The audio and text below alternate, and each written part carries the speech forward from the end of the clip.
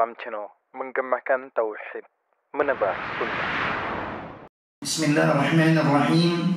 Assalamualaikum warahmatullahi wabarakatuh. Innal hamdalillah nahmaduhu wa nasta'inuhu wa nastaghfiruh wa na'udzu billahi min shururi anfusina wa min sayyiati a'malina. Man yahdihillahu fala mudilla lahu wa man yudlil fala hadiya lahu. Ashhadu an la ilaha illallah wahdahu la sharika lahu وأشهد أن محمدا عبده ورسوله وأمينه على وحيه وخيرته من خلقه وسفيره بينه وبين عباده المبعوث بالدين القويم والمنهج المستقيم أرسله الله رحمة للعالمين وإماما للمتقين وحجة على الخلائق أجمعين. أما بعد. اللهم يا معلم إبراهيم وموسى علمنا ويا مفهم سليمان فهمنا. اللهم علمنا ما ينفعنا وانفعنا بما علمتنا وارزقنا العمل بما علمتنا وزدنا علما يا كريم. Kaum muslimin dan muslimat, bapak-bapak dan ibu-ibu, saudara-saudara dan saudari-saudariku sekalian yang dirahmati oleh Allah Azza wa Jalla, pertama-tama marilah kita panjatkan puji syukur kita kepada Allah Tabaraka wa Ta'ala karena berkat rahmat kasih sayang Allah sehingga kita bisa berkumpul di tempat yang insyaAllah diberkahi oleh Allah Jalla wa Ala, tentunya dalam rangka menuntut ilmu, dalam rangka melakukan perkara yang sangat mulia, yang mana ketika kita benar-benar serius dalam menuntut ilmu agama, tentunya Allah Tabaraka wa Ta'ala akan mudahkan bagi kita jalan menuju surganya. Sebagaimana sabda baginda Rasulullah sallallahu alaihi wasallam, "Man salaka tariqan yaltamisu fihi ilman, sahhalallahu lahu bihi tariqan ilal jannah." Barang siapa yang berjalan pada jalan tersebut ia menuntut ilmu, maka Allah akan mudahkan baginya jalan menuju surga. Kaum muslimin dan muslimat yang dirahmati oleh Allah Tabaraka wa Ta'ala, kemudian salat serta salam semoga terus tercurah kepada junjungan kita, suri tauladan bagi kita, yaitu Nabi Allah Muhammad sallallahu alaihi wasallam beserta istri-istri beliau, keluarga-keluarga beliau, para sahabat beliau, dan seluruh kaum muslimin yang mencintai beliau, yang senantiasa berusaha untuk menghidupkan sunnah-sunnah baginda Rasulullah sallallahu alaihi wasallam di dalam kehidupannya, di dalam kesehariannya. Kaum muslimin dan muslimat yang dirahmati oleh Allah Azza wa Jalla, insyaallah pada kesempatan kali ini kita akan membahas tentang pembahasan fikih dengan kitab yang berjudul Al-Mulakhas Al-Fiqhi karangan dari Syekh Shalih Al-Fauzan hafizahullah taala wa ra'ah. Semoga Allah Tabaraka wa Ta'ala selalu menjaga beliau. Kaum muslimin dan muslimat yang dirahmati oleh Allah Tabaraka wa Ta'ala, insyaallah pada kesempatan kali ini kita masuk kepada pembahasan yang pertama, bab yang pertama, yang mana di sini diberi judul oleh Syekh Shalih Al-Fauzan hafizahullah taala dengan judul Bab fi ahkamit taharati wal miyah, yaitu bab tentang seputar hukum-hukum taharah atau bersuci, wal miyah, dan juga hukum-hukum seputar air. Kaum muslimin dan muslimat yang dirahmati oleh Allah Tabaraka wa Ta'ala, disebutkan di sini sebelum beliau membahas tentang pembahasan taharah, bersuci, ataupun juga tentang pembahasan air, di sini beliau sebutkan sedikit tentang masalah salat, yang mana beliau mengatakan di sini, innas salata hiya ruknul tsani min arkanil Islam ba'da syahadatain. Beliau Syekh Shalih Al-Fauzan hafizahullah taala, semoga Allah menjaga beliau, beliau mengatakan di sini ya bahwasanya sesungguhnya salat merupakan rukun yang kedua dari rukun-rukun Islam setelah dua kalimat syahadat. Jadi salat ini merupakan rukun Islam yang kedua setelah dua kalimat syahadat. Kemudian beliau mengatakan wahiyal fariqatu bainal muslim wal kafir. Salat ini merupakan pembeda antara seorang muslim dengan orang kafir. yang mana hal ini dijelaskan oleh baginda Rasulullah sallallahu alaihi wasallam di dalam beberapa hadis yang sahih.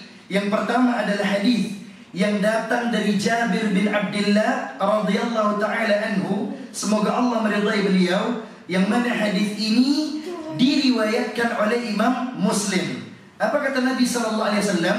Nabi sallallahu alaihi wasallam mengatakan, ya, hadis ini diriwayatkan oleh Imam Muslim, datang dari Jabir bin Abdullah, inna bainar rajuli wa bainasy syirki wal kufri. Kata Nabi sallallahu alaihi wasallam, pembatas antara seorang muslim dengan kesyirikan dan juga dengan kekufuran, tarkas salat, yaitu meninggalkan salat. Itu batasan antara seorang muslim dengan kekufuran dan juga kesyirikan.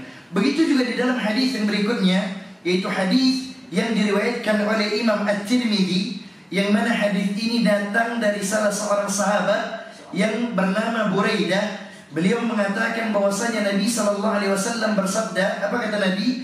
Al-ahdu bainana wa bainahum as-salah. Kata Nabi sallallahu alaihi wasallam, perjanjian atau perbedaan di antara kita sebagai seorang muslim dengan mereka orang kafir, as-salah, adalah salat. Kemudian dipertegas oleh Nabi sallallahu alaihi wasallam, apa kata Nabi? Faman tarakaha faqad kafar. Barang siapa yang meninggalkan salat, maka ia telah kufur. Begitu juga telah datang athar dari Umar bin Khattab radhiyallahu taala anhu. Jadi Umar, sahabat Nabi, ketika beliau menjelang wafatnya, maka beliau mengatakan suatu ucapan yang sangat luar biasa, yang menunjukkan bahwasanya salat ini merupakan perkara yang sangat penting bagi seorang muslim. Apa kata Umar bin Al-Khattab radhiyallahu taala anhu? Beliau mengatakan, la hadza fil Islam liman tarakas salah. Tidak ada bagian dalam Islam bagi orang yang meninggalkan salat, bagi orang yang menyia-nyiakan salat.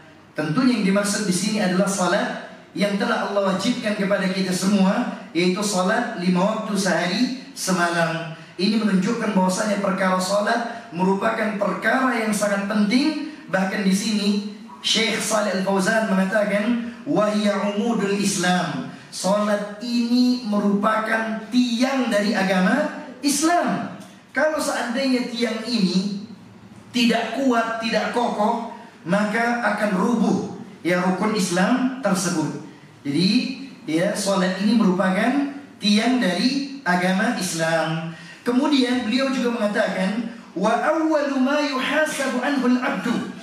Salat ini merupakan amalan yang pertama kali bakal dihisab oleh Allah Tabaraka wa Ta'ala dari setiap hamba-hambanya. Jadi setiap hamba yang bakal dihisab oleh Allah Tabaraka wa Ta'ala pertama kali adalah amalan salat. Kemudian beliau mengatakan di sini, fa in sahhat, kalau seandainya salatnya tersebut sah, wa qubila, kemudian diterima oleh Allah Tabaraka wa Ta'ala, qubila sa'iru amalihi, maka akan diterima juga amalan-amalan yang lainnya. Akan tetapi kata beliau, wa in ruddat, kalau seandainya amal salatnya tersebut tertolak, rudda sa'iru amalihi, maka tertolak juga amalan-amalan yang lain. Yang mana hal ini ya telah diucapkan oleh baginda Rasulullah SAW di dalam hadis yang diriwayatkan oleh Imam At-Tirmidzi. Kata Nabi SAW, apa kata Nabi kita Muhammad SAW? Awwalu ma yuhasabu bihi al-'abdu yawmal qiyamah as-salatu. Amalan dari seorang hamba yang pertama kali dihisab pada hari kiamat kelak adalah amalan salat, ibadah salat. Ini yang pertama kali dihisab. Kemudian kata baginda Rasulullah SAW, fa in saluhat, kalau seandainya salat tersebut benar, salat tersebut baik, ya, saluha lahu sa'iru amalihi, maka amalan yang lain juga ikut baik, juga ikut diterima. Kemudian kata Nabi SAW, wa in fasadat, kalau seandainya salat tersebut rusak, salatnya buruk, tak benar, tak beres, tidak baik, ya. Fasada sa'iru amalihi, maka rusak juga amalan-amalan yang lainnya. Ini menunjukkan bahwasanya ibadah salat adalah ibadah yang sangat penting. Ya, misalkan seseorang dia melakukan ibadah puasa, tapi dia tidak salat, maka ibadah puasanya percuma. Ya, sebagaimana yang disampaikan oleh Nabi SAW di dalam hadis ini. Kalau seandainya seseorang ingin amalan-amalan yang lainnya ikut menjadi baik, maka perhatikan salatnya sudah baik atau belum. Kalau ibadah salatnya sudah baik, kata Nabi SAW, insya Allah amalan yang lain juga ikut baik. Maka perbaiki salat kita. Kalau masih ada yang kurang, kita perbaiki. Baca kitab-kitab yang membahas tentang salat. Ketika salat kita benar, insya Allah ibadah-ibadah yang lain juga ikut menjadi baik. Tapi kalau seandainya kita melakukan ibadah-ibadah yang lain, tapi salat kita tidak beres, tidak benar, maka akan buruk pula amalan-amalan yang lain. Ini menunjukkan bahwasanya salat ini merupakan kunci dari segala ibadah yang lainnya. Tak kala ibadah salat tersebut benar, insya Allah ibadah-ibadah yang lain juga menjadi benar. Kaum muslimin dan muslimat yang dirahmati oleh Allah Tabaraka wa Ta'ala, kemudian disebutkan di sini oleh Syekh Shalih Al-Fauzan hafizahullah Ta'ala, wa qad dzukiratis salatu fi mawatin katsiratin min al-Qur'an. Beliau mengatakan bahwasanya perkara salat ini disebutkan di beberapa tempat yang begitu banyak di dalam Al-Qur'an. Jadi perkara salat ini banyak disebutkan oleh Allah Tabaraka wa Ta'ala di dalam Al-Quranul Karim, ala sifatin mutanawwi'atin, dengan sifat yang bermacam-macam, dengan sifat yang berbeda-beda. Allah bahas, Allah sebutkan tentang perkara salat di dalam firman Allah Tabaraka wa Ta'ala, di dalam ayat-ayat Al-Quranul Karim. Kemudian disebutkan di sini oleh Syekh Shalih Al-Fauzan, fataratan ya'murullahu biiqamatiha. Terkadang Allah Tabaraka wa Ta'ala menyebutkan salat ini di dalam Al-Quran, yaitu tentang perintah. Bahwasanya Allah Tabaraka wa Ta'ala memerintahkan hamba-hambanya untuk melaksanakan salat, untuk menunaikan salat. Ini banyak sekali Allah sebutkan dalam Al-Quran. Wa aqimus salat, dan hendaklah kalian mendirikan salat. Jadi disebutkan di sini Allah banyak menyebutkan perkara salat di dalam ayat-ayat Al-Quran. Terkadang Allah memerintahkan agar kita melaksanakan salat. Kemudian disebutkan di sini wa taratan yubayyinu maziyataha, dan terkadang Allah Tabaraka wa Ta'ala menjelaskan tentang keutamaan salat. Ya, jadi Allah sebutkan perkara salat ini dalam Al-Quran dalam bentuk yang berbeda-beda. Terkadang Allah sebutkan ya bahwasanya Allah memerintahkan kita untuk melaksanakan salat. Wa aqimus salat, tunaikanlah salat, ya, laksanakanlah salat, dirikanlah salat. Dan terkadang Allah sebutkan di dalam Al-Quran tentang apa? Yaitu tentang keutamaan salat, ya. Allah jelaskan tentang keutamaan salat. Wa taratan yubayyinu thawabaha, dan terkadang Allah Tabaraka wa Ta'ala menjelaskan tentang pahala-pahala salat yang Allah berikan kepada hamba-hambanya yang melaksanakan salat. Kemudian disebutkan di sini wa taratan yaqrunuha ma'as sabri, dan terkadang Allah Tabaraka wa Ta'ala menyebutkan dalam Al-Quran yang mana salat itu Allah gandengkan dengan kesabaran. Ya, Allah juga biasa menyebutkan salat dengan menggandengkan salat tersebut dengan sabar. Kemudian disebutkan di sini wa ya'muru bil isti'anati bihima 'ala syada'id, yang mana Allah Tabaraka wa Ta'ala memerintahkan hambanya untuk meminta pertolongan kepada Allah Tabaraka wa Ta'ala melalui dua perkara tersebut, yaitu kesabaran dan salat. Tak kala kita menghadapi kesulitan, ya, tak kala kita menghadapi masalah-masalah yang sulit, kesusahan, maka hendaknya kita meminta pertolongan kepada Allah Tabaraka wa Ta'ala melalui dua perkara ini, sebagaimana Allah sebutkan di dalam Al-Quranul Karim tepatnya pada ayat yang ke-40, kepada ayat yang 45, apa kata Allah tabaraka wa taala? Wasta'inu bis-sabri was-salah. Ya, mintalah pertolongan kepada Allah tabaraka wa taala melalui kesabaran dan juga melalui salat. Jadi ada perintah dari Allah tabaraka wa taala dalam Al-Qur'an agar kita meminta kepada Allah Subhanahu wa taala melalui dua perkara ini, yaitu sabar dan juga salat. Yang sebagaimana Allah sebutkan dalam surat Al-Baqarah ayat ke-45. Kaum muslimin dan muslimat yang dirahmati oleh Allah tabaraka wa taala. Kemudian Syekh Shalih Al-Fauzan hafizahullah taala mengatakan di sini, wa min thamma kanat qurrata 'ainir Rasul sallallahu alaihi wasallam fi hadhihi dunya. Beliau mengatakan bahwasanya salat ini merupakan penenang hati, merupakan penyejuk pandangan mata bagi baginda Rasulullah sallallahu alaihi wasallam fi hadhihi dunya, di dunia ini. Jadi Syekh Shalih Al-Fauzan mengatakan bahwasanya salat merupakan penyejuk hati dan juga penyejuk pandangan mata bagi Rasul kita, Nabi kita Muhammad sallallahu alaihi wasallam di dunia ini. Kemudian beliau mengatakan fahiya hilyatun nabiyyin. Ya, beliau mengatakan fahiya hilyatun nabiyyin, bahwasanya salat ini merupakan perhiasan bagi para nabi. Wa syi'arus salihin, dan merupakan syiar bagi orang-orang yang saleh.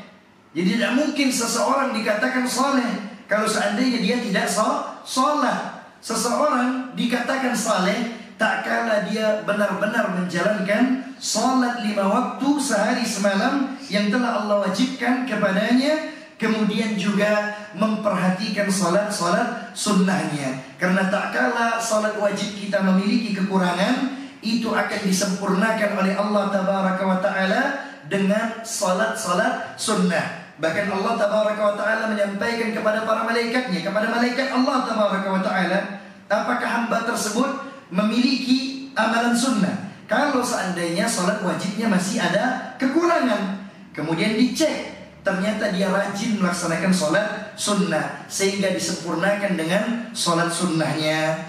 Terutama ya seperti salat malam. Salat malam ini kata Nabi sallallahu alaihi wasallam da'bus salihin, merupakan kebiasaan orang-orang saleh sebelum kalian. Ya, maka perhatikan salat malam kita karena ini merupakan kebiasaan dari orang-orang saleh terdahulu. Mudah-mudahan dengan memperbaiki salat 5 waktu kita, kemudian menambah dengan salat-salat sunnah, ya terutama seperti salat malam tadi, ya mudah-mudahan kita menjadi termasuk dari golongan hamba-hamba Allah yang saleh. Kaum muslimin dan muslimat, bapak-bapak dan ibu-ibu sekalian yang dirahmati oleh Allah tabaraka wa taala. Kemudian disebutkan di sini oleh Syekh Shalih Al-Fauzan hafizahullah taala, wa lamma kanat hadhihi as-salatu la tasihhu illa bi taharatil musalli.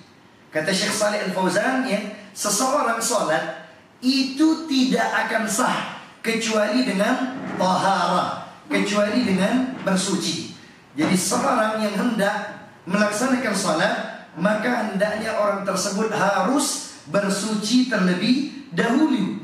Karena seseorang yang salat tanpa didahului dengan bersuci, maka salatnya tidak sah. Ya, jadi beliau katakan di sini bahwasanya salat seseorang tidak akan sah kecuali didahului dengan taharah, didahului dengan bersuci. Ya, ini perlu kita garis bawahi bahwasanya ketika seseorang hendak salat, maka hendaknya dia bersuci terlebih dahulu. Kemudian disebutkan di sini bahwasanya bersuci dari apa? Bersuci dari minal hadath wan najas. Bersuci dari hadas dan juga bersuci dari najas, yaitu najis. Kaum muslimin dan muslimat yang dirahmati oleh Allah tabaraka wa taala. Nah, sebelum kita melanjutkan apa yang diucapkan oleh Syekh Shalih Al-Fauzan di dalam kitab ini, itu kitab Al-Mulakhas Al-Fiqhi, nah ada baiknya kita mengetahui perbedaan antara hadas dengan najas. Perbedaan antara hadas dengan najis. Ya, terkadang kita tidak tahu. Ya, sebagaimana disebutkan di sini, ya seseorang sebelum sholat ya hendaknya dia memperhatikan perkara yang sangat penting, yaitu tohar. Karena seseorang tidak akan sah sholatnya kecuali dengan tohar, yaitu tohara bersuci dari hadas dan najis. Apa itu hadas dan najis dan apa perbedaannya? Nah, di sini kita akan sebutkan yang pertama tentang najasa. Najasa atau najis. Najis secara bahasa, ya secara lughatan, jadi para ulama kita ketika mendefinisikan sebuah ungkapan, maka disebutkan secara bahasa, kemudian secara istilah syar'i. Ya, dua hal ini disebutkan agar kita paham. Nah, disebutkan di sini bahwasanya najasa secara lughatan, secara bahasa itu maknanya adalah kotoran. Ya, saya ulangi, makna najis secara bahasa artinya adalah kotoran. Nah, sedangkan makna najis secara istilah maknanya adalah segala sesuatu yang kotor menurut syariat, bukan menurut fitrah manusia. Oleh karena itu, tidak semua kotoran disebut najis. Bisa dipahami sampai di sini? Ya, sebagaimana makna najasa atau najis adalah segala atau semua sesuatu yang kotor, yang mana kotor ini menurut pandangan syariat, bukan menurut pandangan kita, bukan menurut pandangan manusia. Ya, maka najis tidak bisa ditentukan oleh akal, oleh logika, oleh perasaan, tidak bisa. Najis tersebut ditentukan oleh dalil-dalil, nas-nas yang syar'i, ya, yang datang dari Al-Quran dan As-Sunnah. Bisa dipahami sampai di sini? Ya, najasa secara bahasa memang kotoran, tapi secara istilah syar'i, ya secara syariat maksudnya segala atau semua kotoran yang dianggap kotor oleh syariat, oleh agama kita, bukan oleh diri kita, bukan. Jadi tidak bisa kita katakan semua kotoran itu najis. Harus merujuk dulu kepada dalil. Mana dalil-dalil yang menyebutkan bahwasanya ini adalah perkara yang kotor, baru kita katakan najis. Bisa dipahami sampai di sini? Bisa, insya Allah, ya. Nah, ini makna dari najis. Nah, agar kita lebih paham lagi, ya, lebih menyempurnakan pemahaman kita, yang disebutkan di sini oleh para ulama kita bahwasanya najasa atau najis itu terbagi menjadi tiga. Setelah kita memahami makna najis secara bahasa dan secara istilah syar'i, maka kita sebutkan di sini macam-macam najis agar kita semakin paham tentang permasalahan najis. Disebutkan di sini bahwasanya najis yang pertama disebut dengan najasa mughallazah atau najasa thaqila. Artinya apa? Yaitu najis berat. Apa contoh dari najis berat? Najis berat adalah najis yang datang dari, mohon maaf ya, yaitu anjing dan babi. Jadi najis air liurnya, ya, najis-najis yang datang dari anjing dan babi ini masuk ke dalam bagian najasa mughallazah atau thaqila, yaitu najis berat. Ini yang pertama, ya. Kemudian yang kedua ada namanya najasa mukhaffafah, yaitu najis ringan. Apa contoh dari najis ringan? Najis ringan adalah air kencing bayi laki-laki yang belum makan makanan. Dia masih minum air susu ibunya, belum memakan makanan, cuma mencukupkan dirinya dengan air susu ibunya, belum makan makanan. Nah, air kencing bayi yang belum memakan makanan, hanya minum air susu ibu, maka air kencing dan muntahnya masuk ke dalam najis yang ringan. Berbeda dengan air kencing anak wanita. Ya. Sebagaimana sabda baginda Rasulullah SAW, apa kata Nabi SAW di dalam hadis yang diriwayatkan oleh Imam Abu Dawud dan juga diriwayatkan oleh Imam An-Nasai, kata Nabi SAW, yughsalu min baulil jariyati wa yurashu min baulil ghulam. Kata Nabi SAW, air kencing bayi wanita itu disiram, dicuci, ya. Sedangkan air kencing bayi laki-laki itu cukup dipercikkan. Yang dijelaskan oleh para ulama hadis, al-muhaddithun. Mereka menjelaskan, begitu juga para fuqaha, para ulama fikih menjelaskan ya bahwasanya makna hadis ini adalah bayi laki-laki yang belum memakan makanan, masih minum air susu ibunya baik. Ya, air susu ibu baik, cuma minum air susu ibu, belum makan makanan. Nah, ini yang dimaksud oleh Nabi SAW. Maka air kencingnya cukup dipercikkan. Ini contoh dari najasah mukhaffafah atau najis ringan, ya. Kemudian yang berikutnya disebut dengan najasah mutawassithah, yaitu najis sedang atau pertengahan. Nah, najis sedang atau pertengahan ini adalah najis yang bukan najis berat dan juga bukan najis ringan. Najis pertengahan, najis sedang. Ini adalah contohnya adalah najis-najis pada umumnya. Contohnya seperti air kencing manusia, ya, pada umumnya. Atau misalkan ya kotoran manusia, atau misalkan bangkai dan yang lain sebagainya. Ini masuk ke dalam kategori najis sedang atau pertengahan. Inilah beberapa macam bagian dari najis. Jadi najis tadi terbagi menjadi 3. Ada najis berat, ada najis sedang atau pertengahan, dan ada najis ringan. Najis berat contohnya adalah najis yang datang dari, mohon maaf ya, babi dan juga anjing, ya. Sedangkan najis yang pertengahan ya atau sedang, ini adalah najis pada umumnya. Contohnya seperti air kencing manusia, kotoran manusia, bangkai dan yang lain sebagainya. Nah, sedangkan najis yang ringan contohnya adalah air kencing anak laki-laki yang belum memakan makanan, masih minum ASI, air susu ibunya. Kemudian apa itu makna hadath? Nah, ini najis sudah kita jelaskan.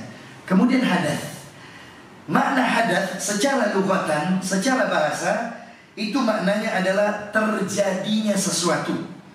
Ini secara bahasa, secara lughatan.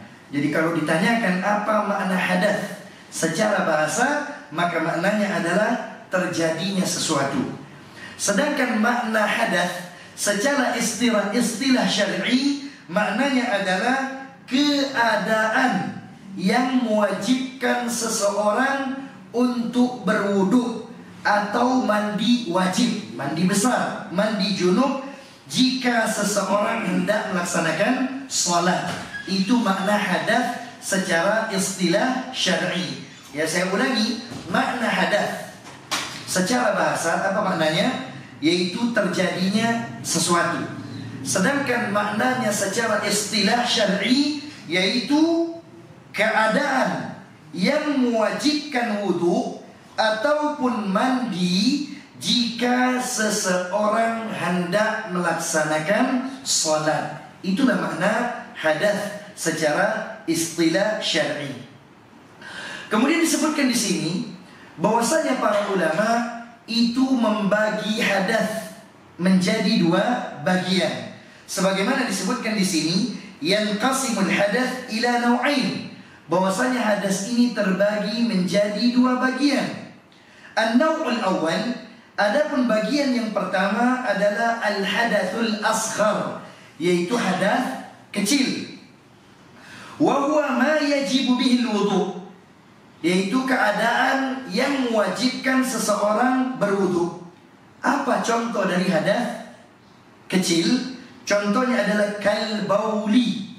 Contohnya adalah seperti kencing, ya, buang air kencing, ya, atau BAK, buang air kecil.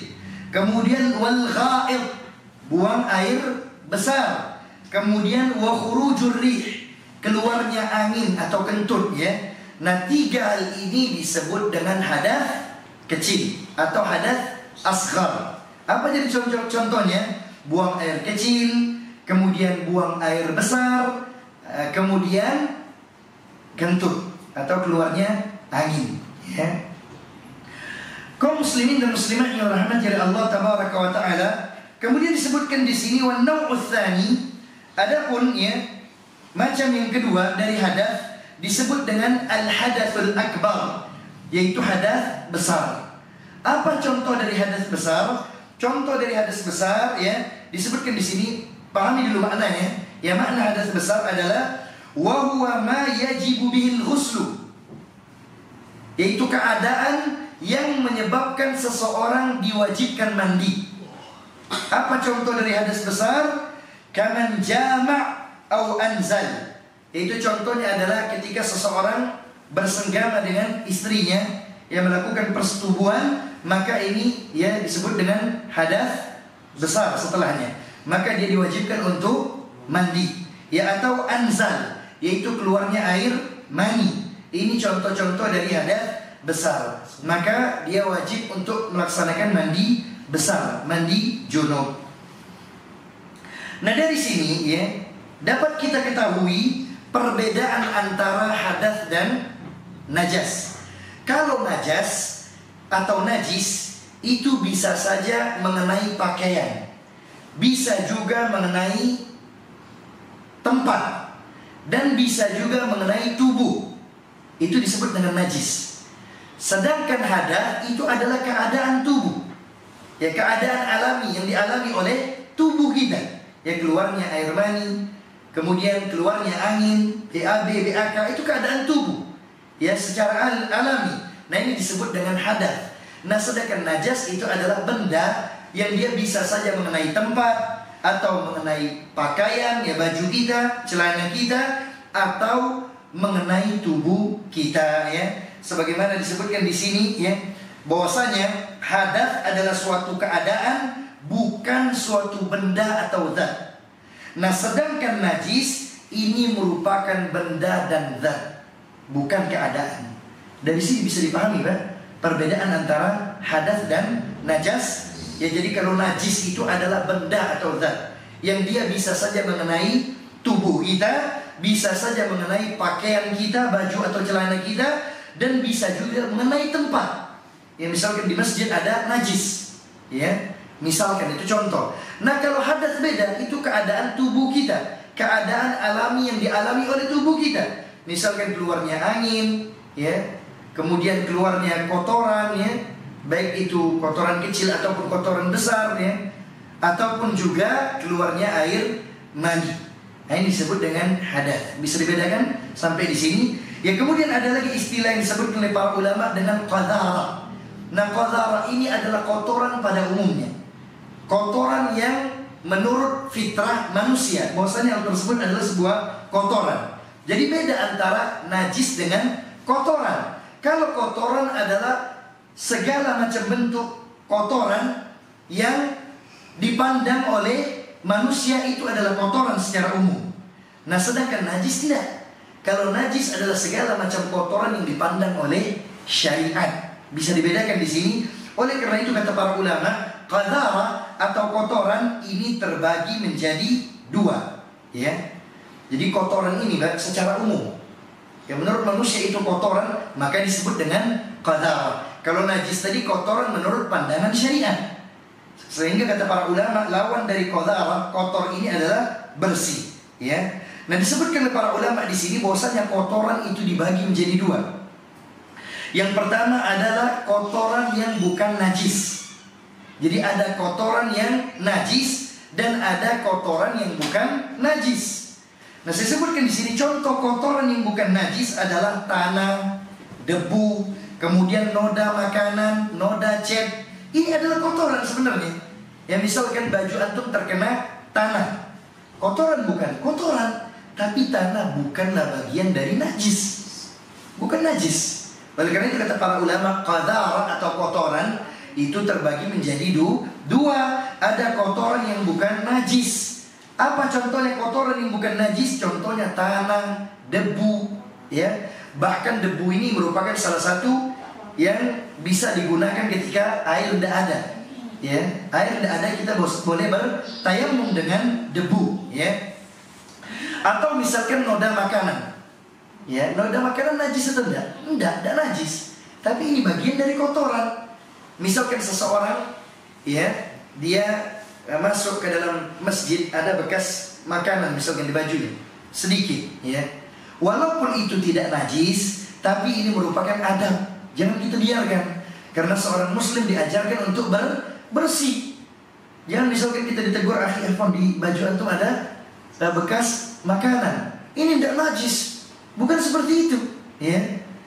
Seorang muslim harus tampil bersih, ya. Karena ajaran Islam seperti ini mengajarkan kita untuk hidup bersih. Ya, kita bisa melihat keadaan Nabi SAW dan para sahabatnya. Walaupun mereka serba kekurangan, kadang-kadang pakaian mereka ada tambalan, ya, robek, kemudian mereka tambal, tapi mereka berusaha untuk tampil bersih, ya. Bahkan kita diajarkan oleh agama kita, oleh Allah Tabaraka wa Ta'ala, ketika masuk masjid, khudhu zinatakum inda kulli masjid. Gunakanlah perhiasan kalian yang bagus-bagus, yang enak dilihat, yang rapi-rapi, yang nutup aurat ketika masuk ke dalam masjid. Ini ajaran dari Allah Tabaraka wa Ta'ala. Allah firmankan dalam Al-Quranul Karim.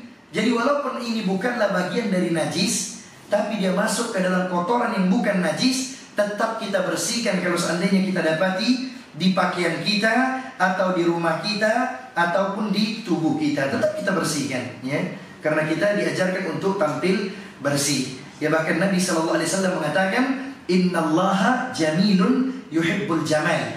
Allah itu indah dan menyukai keindahan. Kalau seandainya kita tampil dengan banyak noda, ada noda makanan, ada debu, segala macamnya, maka ini menunjukkan bahwasanya kita tidak tampil dengan keindahan. Padahal Allah Tabaraka wa Ta'ala menyukai keindahan. Kemudian yang kedua, ada kotoran yang dia itu najis. Apa kotoran yang najis? Sebagaimana yang tadi sudah kita sebutkan, contohnya seperti air seni, kemudian bangkai, kemudian air liur, mohon maaf, anjing ataupun babi, ya, kotoran manusia, ataupun juga kotoran hewan-hewan yang lainnya, ya. Yang jelas yang ada dalil yang membahas tentang hal tersebut, barulah dia dikatakan najis, barulah kotoran tersebut dikatakan najis. Jadi jangan salah, harus bedakan bahwasanya kotoran ini terbagi menjadi dua. Jangan sampai nanti antum melihat, ya, di celana saudara antum misalkan ada bekas tanah, kemudian antum katakan, oh itu najis. Enggak, itu bukan najis. Bahkan tak kalah seseorang terkena najis mughalladhah, najis besar, itu bersucinya menggunakan tanah. 7 kali siraman, kemudian ditambahi, ya, diawali atau di akhirnya ditutup dengan menggunakan tanah. Ini menunjukkan bahwasanya tanah tersebut suci. Bisa dipahami, Pak? Bahwasanya kotoran ini ada yang najis dan juga ada yang tidak najis. Yang tidak najis adalah menurut fitrah manusia. Yang najis adalah menurut dalil. Ketika ada dalil yang menjelaskan bahwasanya hal tersebut najis, maka dia dikatakan sebagai kotoran yang najis. Jadi kalau hadas itu adalah keadaan yang dialami oleh tubuh kita, keluar dari tubuh kita, itu disebut dengan hadas. Kalau najis beda, dia berupa benda, zat yang bisa mengenai tubuh kita, bisa mengenai pakaian kita, dan bisa mengenai tempat, ya. Dan najis ini pun, ya, dan secara bahasa disebut kotoran. Jangan sampai antum katakan seluruh kotoran adalah najis, ya. Beda antara qadara dengan najis. Kalau qadara kotoran secara umum, sehingga dia dibagi menjadi dua. Ada kotoran yang tidak najis seperti tanah, debu, dan ada kotoran yang najis. Apa contoh kotoran yang najis? Contoh kotoran yang najis adalah sebagaimana kita sebutkan tadi, ya, kotoran manusia ataupun air seni manusia, bangkai, dan yang lainnya. Wallahu ta'ala a'la wa a'lam. Kemudian disebutkan di sini, ya, bahwasanya salat seseorang tidak akan sah kecuali dia bersuci terlebih dahulu dari hadath dan najis, hasabal qudrah ala dzalik, sesuai dengan kemampuan orang tersebut untuk melakukannya. Apa maksudnya di sini? Sesuai dengan kemampuan orang tersebut. Ya, misalkan orang tersebut dalam keadaan sakit. Kalau seandainya dia berwudu dengan air yang mana pada saat itu misalkan cuacanya dingin, ini bisa memudaratkan orang tersebut, maka dia diperbolehkan untuk tayamum. Jadi ingat bahwasanya tayamum ini bukan hanya syaratnya ketika air tidak ada. Begitu juga kalau seandainya air tersebut digunakan bisa menyebabkan orang yang sakit semakin parah sakitnya, maka diperbolehkan dia bertayamum. Jadi seseorang boleh bertayamum ketika air tidak ada. Atau misalkan orang itu sakit, kalau seandainya dia menggunakan air sakitnya semakin parah, semakin mudarat. Karena kita tidak boleh seperti ini. La darar wa la dirar. Tidak boleh seorang itu memudaratkan dirinya ataupun memudaratkan orang lain. Sehingga ketika dia sakit, dia menggunakan air bakal semakin parah sakitnya, maka dia boleh bertayamum. Tapi kalau sakitnya sakit yang ringan, misalkan dia berwudu tidak masalah, maka silakan dia tetap berwudu. Tapi kalau seandainya sakitnya, kalau dia berwudu semakin parah sakitnya, maka dia boleh melakukan tayamum. Dan perlu diketahui bahwasanya tayamum ini, bapak-bapak sekalian, ibu-ibu sekalian, bukan hanya sekedar pengganti wudu, tapi juga pengganti mandi junub, mandi besar. Jadi kalau seandainya antum tidak ada air di tempat antum junub, maka antum tayamum. Karena kebanyakan orang cuma tahu bahwasanya tayamum ini adalah pengganti wudu saja. Padahal tayamum ini adalah pengganti wudu dan juga pengganti junub.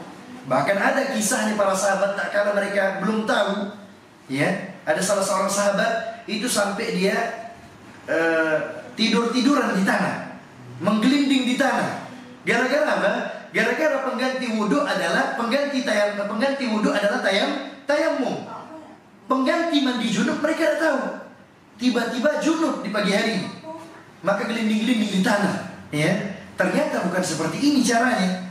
Ternyata pengganti mandi wajib, mandi besar, mandi junub itu juga dengan menggunakan tayamum. Kalau seandainya air tidak ada, bisa dipahami? Jadi bukan sekedar pengganti wudu, juga pengganti mandi junub, ya, tayamum ini.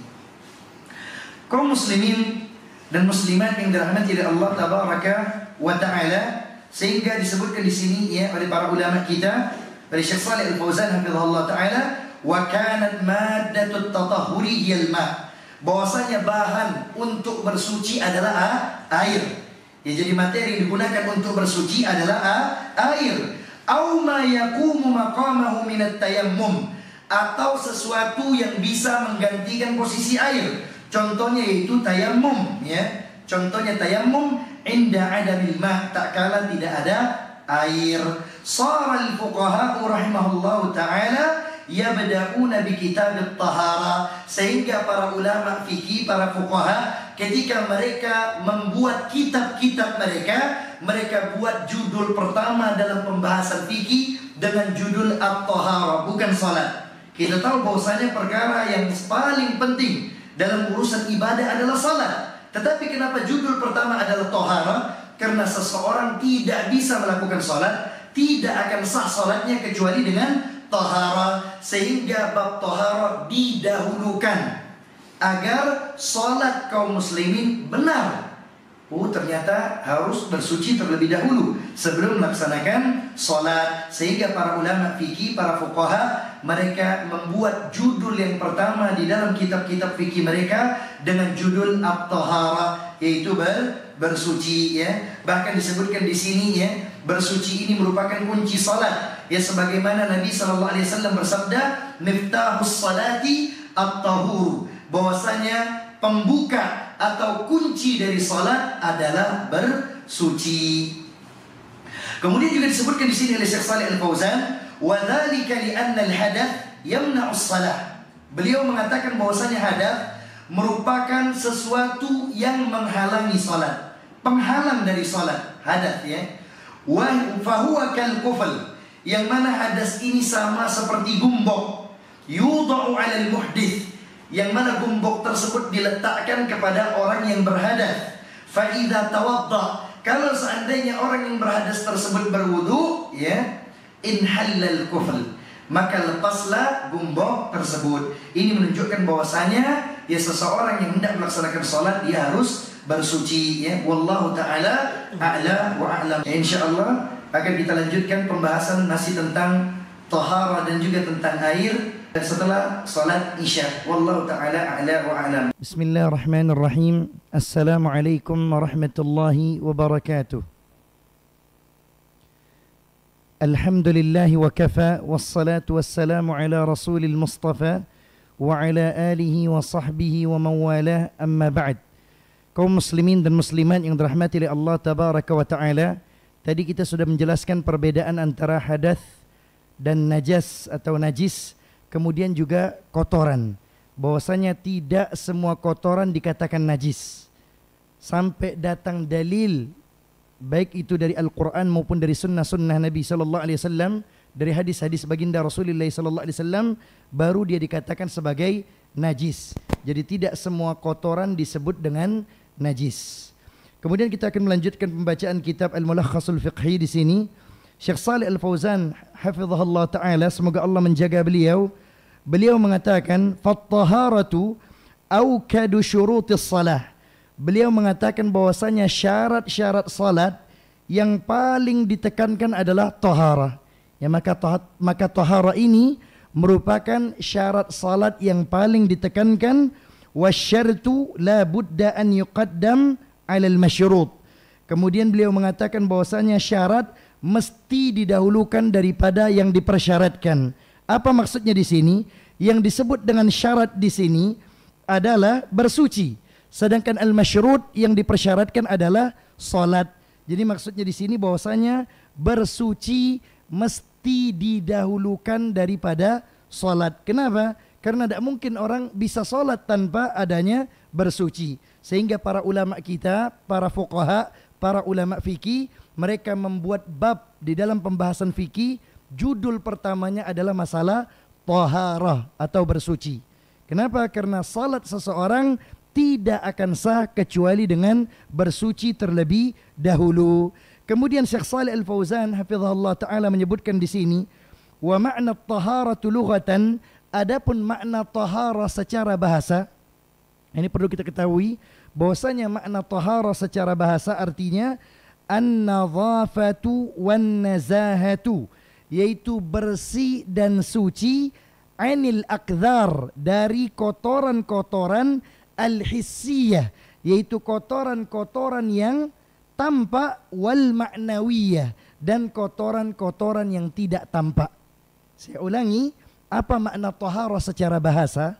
Lughatan, makna at-tahara secara bahasa adalah an-nadhafatu, bersih, wan nazahatu, dan suci, anil akdhar, dari kotoran-kotoran al-hissiyah, baik kotoran yang tampak, wal ma'nawiyah, ataupun kotoran-kotoran yang tidak tampak. Ya. Bisa dipahami Mbak, antara kotoran hissiyah dengan kotoran ma'nawiyah. Ya. Apa perbedaannya? Kalau kotoran hissiyah adalah kotoran yang tampak. Ya. Kalau kotoran ma'nawiyah adalah kotoran yang tidak tampak. Oleh karena itu dalam Al-Quran Allah katakan apa? Innamal musyrikuna najasun. Sesungguhnya orang-orang musyrik itu najis. Nah, najis di sini bukan najis hissiyah, tapi najis ma'nawiyah. Bukan berarti di tubuh orang kafir tersebut ada kotoran, atau di bajunya atau di rumahnya ada kotoran, bukan. Tapi yang dimaksud di dalam ayat ini ada kotoran ma'nawiyah, kotoran yang tidak tampak, yaitu berupa kesyirikan. Karena mereka tidak mentauhidkan Allah tabaraka wa ta'ala. Ini makna tahara secara bahasa. Apa tadi Pak? Yaitu makna tahara secara bahasa, bersih dan suci dari kotoran-kotoran, baik itu kotoran yang tampak ataupun kotoran yang tidak tampak. Ini makna secara bahasa. Kemudian beliau sebutkan di sini, wa ma'naha syar'an, adapun makna tahara secara istilah syar'i, yaitu irtifa'ul hadath, mengangkat hadath, wa zawalun najas, dan menghilangkan najis. Ini makna tahara secara istilah syar'i. Apa makna tahara secara istilah syar'i?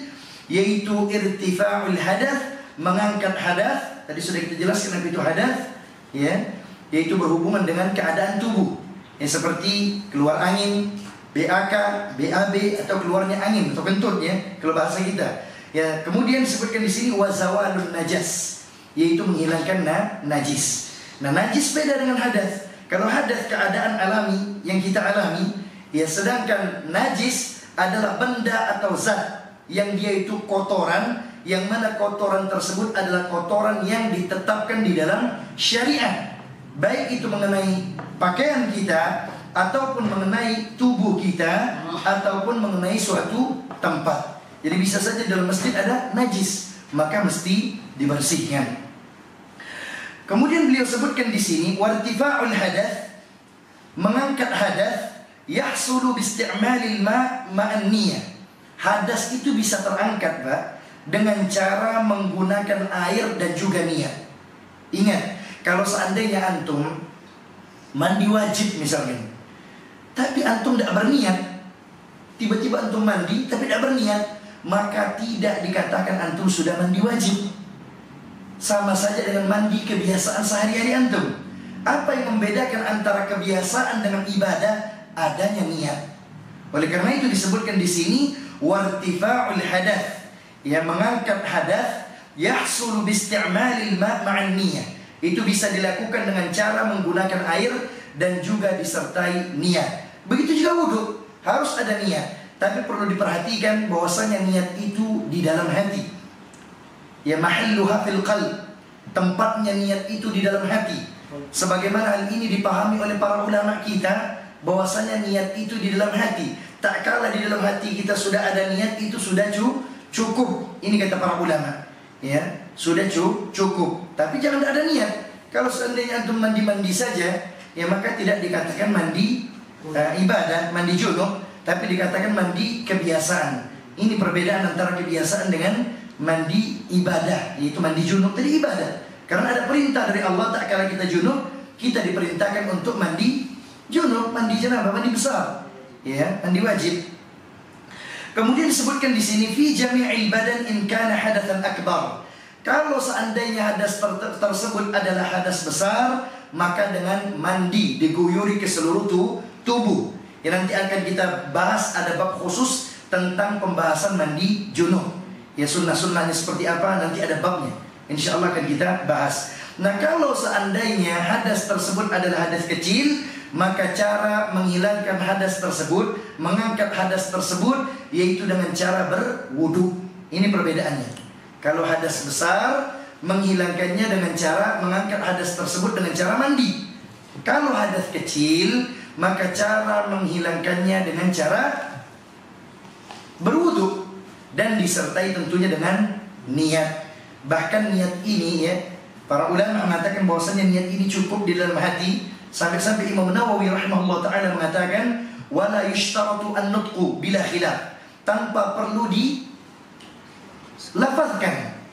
tidak ada khilaf, kata Imam An-Nawawi rahimahullah ta'ala. Karena Allah maha tahu apa yang kita niatkan. Intinya ada niat. Jangan langsung mandi-mandi baik. Kalau langsung mandi-mandi baik tanpa niat, maka ini tidak dikatakan sebagai mandi ibadah. Ya, karena mandi junub bagian dari ibadah. Ada perintah dari Allah tabaraka wa ta'ala. Kaum muslimin dan muslimat yang dirahmati oleh Allah tabaraka wa ta'ala. Kemudian juga disebutkan di sini aw isti'mali ma yanubu 'anil ma', atau menggunakan sesuatu yang bisa menggantikan air inda adamihi, tak kala air tersebut dah ada. Awil ajzi an isti'malihi, atau kita ini lemah kalau seandainya menggunakan air. Misalkan badan dingin sekali, kalau menggunakan air semakin dingin, akhirnya demam kita semakin parah, maka diperbolehkan untuk tidak menggunakan air, yaitu menggunakan penggantinya. Contohnya apa tadi? Tayammum, yaitu wahwat turab, yaitu menggunakan debu ala sifatin maksusatin, dengan sifat yang khusus. Kemudian Syekh Shalih Al-Fauzan mengatakan wa gharaduna al-an, adapun bahasan kita sekarang adalah bayanu sifatil ma' alladhi yahsulu bihi at-tatahhur wal ma'u alladhi yahsulu bihi dhalik wal ma'u alladhi la yahsulu bihi dhalik.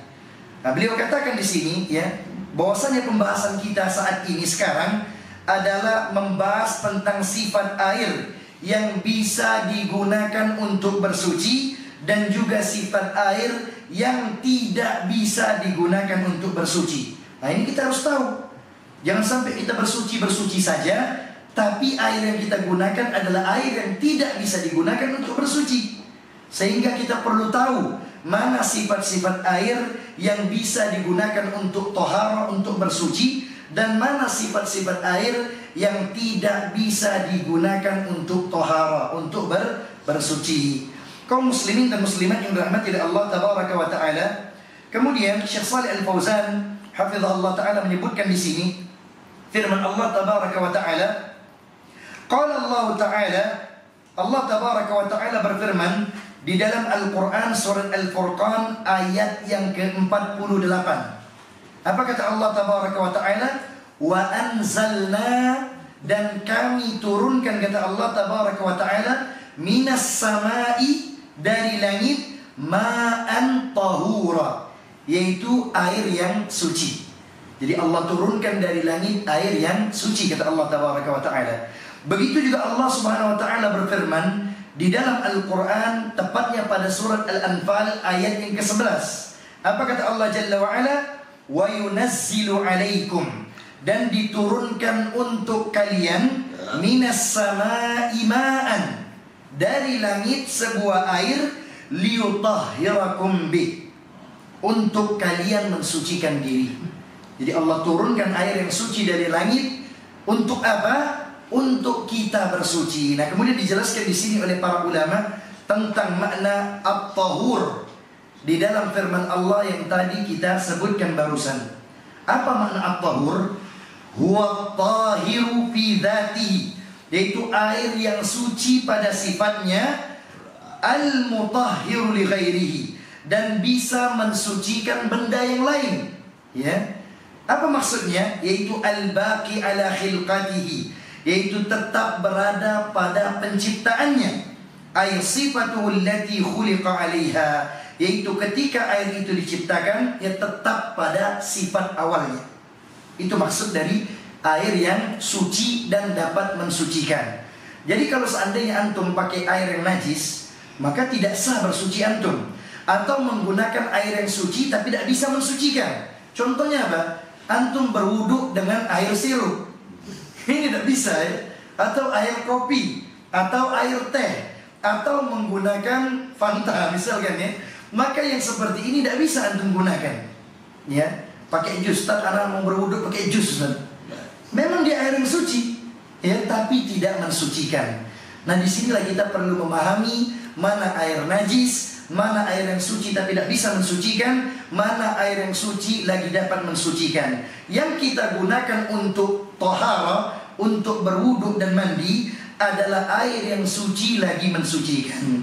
Dijelaskan di sini contoh-contohnya oleh Syekh Shalih Al-Fauzan hafizahullah taala, semoga Allah menjaga beliau. Beliau mengatakan, sawa'an kana nazilan minas sama, baik air tersebut adalah air yang turun dari langit.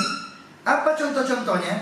Air yang suci lagi mensucikan yang turun dari langit. Kal matar, contohnya adalah air hujan.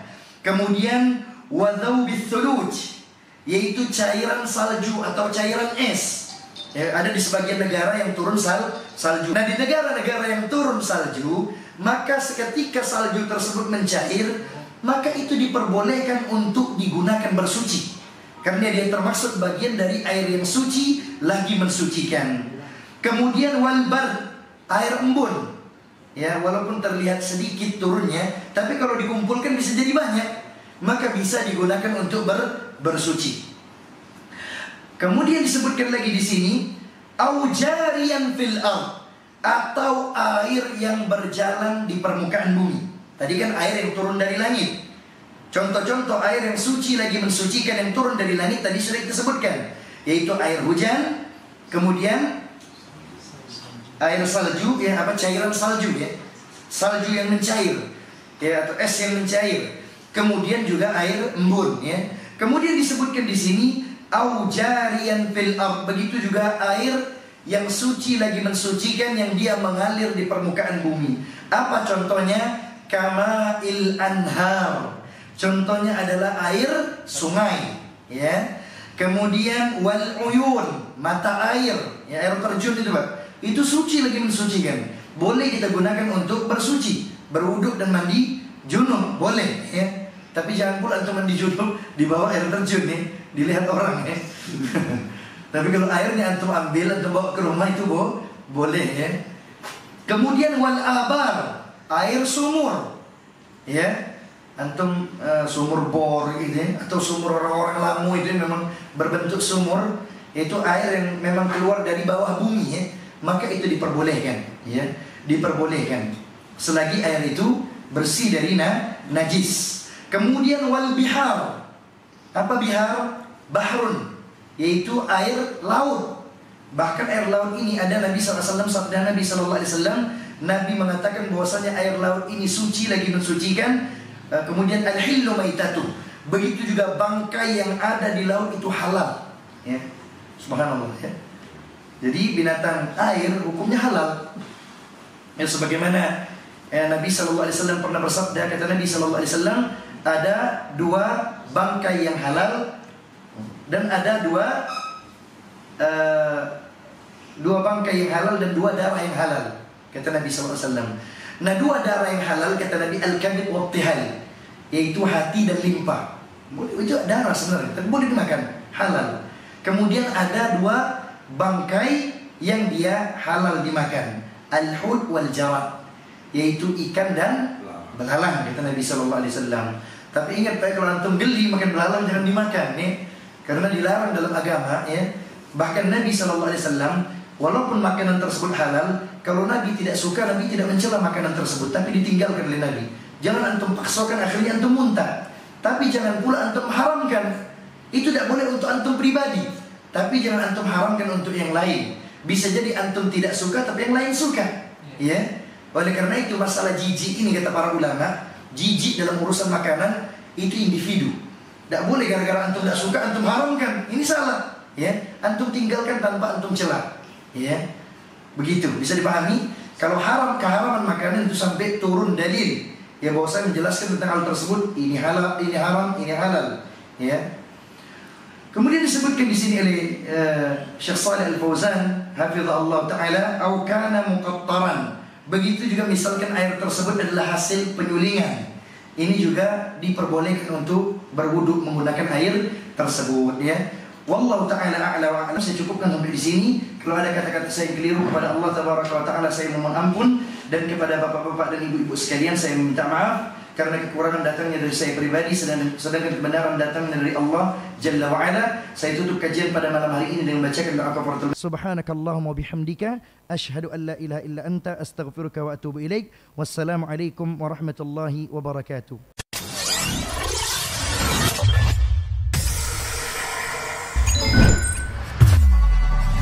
Darussalam Channel, menggemakan tauhid, menebar sunnah.